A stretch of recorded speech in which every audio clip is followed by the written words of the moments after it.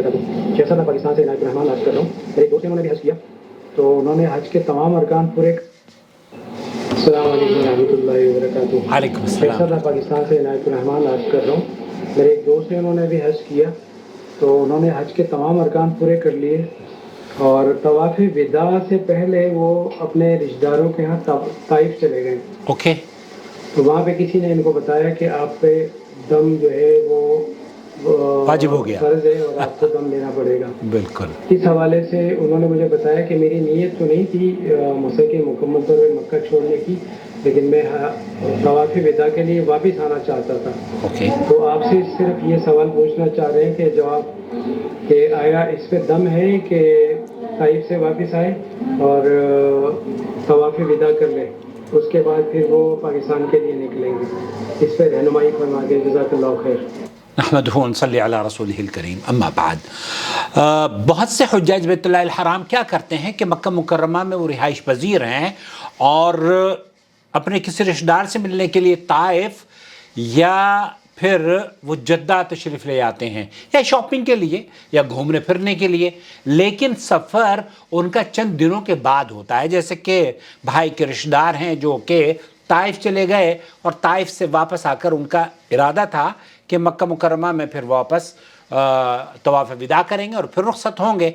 ऐसी सूरत में बहुत से लोगों ने ये कह दिया कि जनाब आप पर तो दम वाजिब हो गया है। इसकी वजह दरअसल दम वाजिब होने की इनके यहाँ, हमारे भाइयों के यहाँ ये है कि आप अगर हुदूद मीक़ात से बाहर क्रॉस कर गए हैं, हुदूद हरम से क्रॉस कर गए हैं, तो उनके यहाँ ये मसला है कि आप फिर वापस जाने के लिए आपको एहराम ही बांधना चाहिए। हालांकि एहराम बांधने के लिए मक्का मुकर्रमा में दाखिले के लिए शर्त नहीं है एहराम बांधना।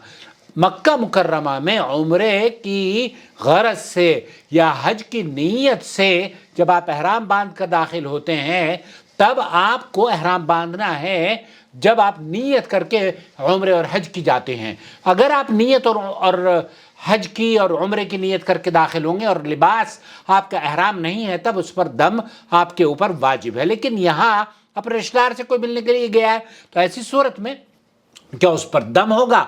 जी नहीं। समाहत शेख अब्दुल अज़ीज़ बिन बाज़ मुफ्ती ममलकत सऊदी अरब से पूछा गया, उन्होंने कहा कि जद्दा वालों के लिए खुरूज या ताइफ वालों के लिए बैतुल्लाह का अलविदाई तवाफ़ करना चूँकि वाजिब है, इसलिए उन्हें वाजिब को अदा करने के बाद ही जद्दा, ताइफ या अपने वतन जाना चाहिए, क्योंकि अल्लाह के रसूल सल्लल्लाहु अलैहि वसल्लम की हदीस है कि आखिरी जो आपका काम है हाजी का काम हज के हवाले से वो बैतुल्लाह का तवाफ़, जिसे तवाफ़ विदा कहते हैं, वो होना चाहिए।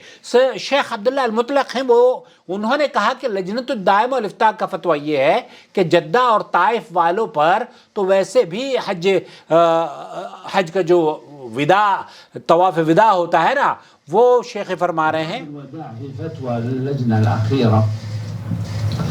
अन्नहु ला यजूज़। तो बहुत से अहले इल्म का मौक़िफ़ ये है कि जब आप ताइफ या जद्दा में जाते हैं तो वो रुख्सत देते हैं, लजनतुद दाइमा वल इफ्ता का फतवा है। लेकिन शेख अब्दुल अज़ीज़ बिन बाज़ और दीगर अहले इल्म का मौक़िफ़ ये है कि आपका, अगर आप हज करने की क़सद से आए हैं, आपका आखिरी काम, क्योंकि अल्लाह के रसूल सल्लल्लाहु अलैहि वसल्लम ने हाजियों को मुखातिब करके फरमाया था कि आपका आखिरी काम हज बैतुल्लाह की अदायगी का आखिरी तवाफ़ विदा होना चाहिए, तो जिसमें सब शामिल हैं। तो बहरहाल आप चूँकि मक्का मुकर्रमा से निकलकर अपने रिश्तेदार के पास गए थे, कोई हरज नहीं है, आप पर कोई दम वाजिब नहीं होता और आप वापस लौटें और अपने हज के आखिरी अमल को, जिसे तवाफ़ विदा कहा जाता है, उसे पूरा करने के बाद ही रुख्सत हों।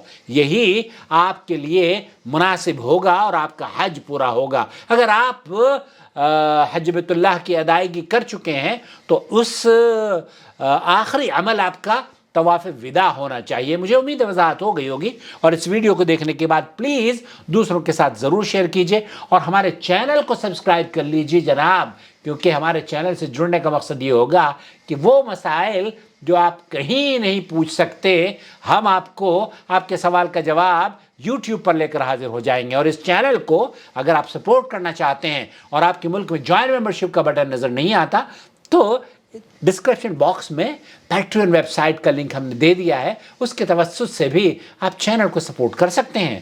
آپ کا بے حد شکریہ. تقبل اللہ منا ومنکم صالح الاعمال.